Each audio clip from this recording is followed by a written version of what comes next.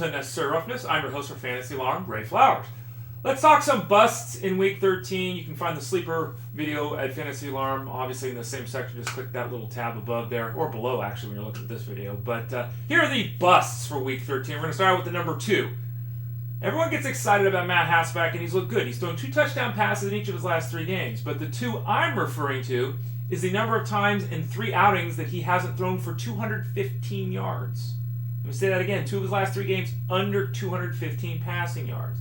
Now, Hasselbeck lights up the cover 2 setup. He does it, and he did it again in Week 12. The Steelers don't play that defense. Now, the Steelers' pass defense isn't great. I get it. But I'm concerned about Hasselbeck being able to put up big numbers because only 1 of the 3 games has he done that. We also have to look at the backfield situation. Frank Gore's beat up. It's really uncertain how much work they're going to be able to count on or production they can count on from that backfield this week. So Hasselbeck, let's just say this. Don't start Hasselbeck. Even in the DFS game, don't start Hasselbeck. There are better options for you in Week 13. Next number is 2.9. Now, I've been warning about Latavius Murray since last year. And I've been right more than I've been wrong. And I think I'm going to be right again in saying he's going to be a bust this week. And here's why. 2.9 yards a carry the last 3 games. That's terrible, folks. 2.9 yards a carry. And, you look at that, and you have to be very concerned about that. He's facing a Chiefs team that allows, about 95 yards a week on the ground. 3 of the last 4 games, they haven't even allowed 82 yards on the ground. It looks like Justin Houston might play, which also strengthens the Chiefs' defense. Latavius Murray, not a strong play at all in Week 13. Next number today is 99.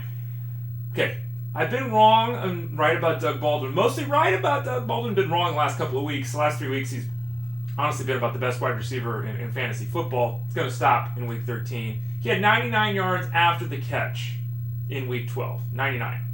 His season average this year per game is 62 yards. Yeah, figure it out, folks. Only 4 of the 11 games this season that Baldwin has played has even got to 62 yards.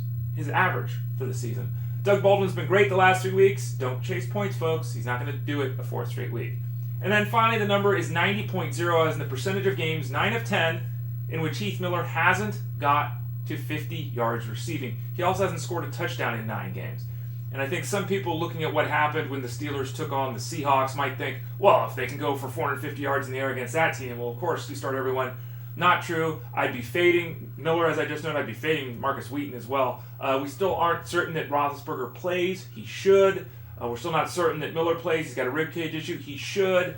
But I wouldn't be playing him in any format, even if he was out there, and even if Big Ben's out there. Miller just not a good play in Week 13. Ray Flowers, Unnecessary Roughness for FantasyAlarm.com. FantasyAlarm.com is where you want to go. You get those rankings for Week 13, and we'll bro you so much, we'll give them to you for free. FantasyAlarm.com.